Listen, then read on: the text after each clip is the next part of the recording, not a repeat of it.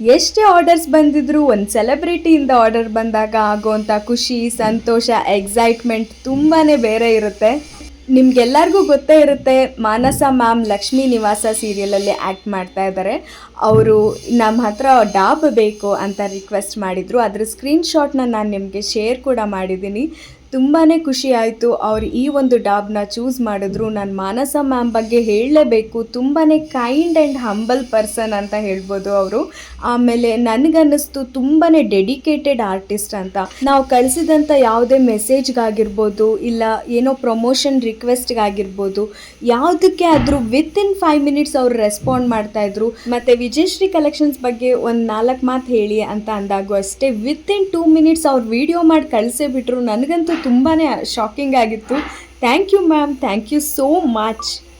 ನಮ್ಮಂಥ small business ಓನರ್ಸ್ಗೆ support ಮಾಡ್ತಾ ಇರೋದಕ್ಕೆ ತುಂಬ ಥ್ಯಾಂಕ್ಸ್ ಮ್ಯಾಮ್.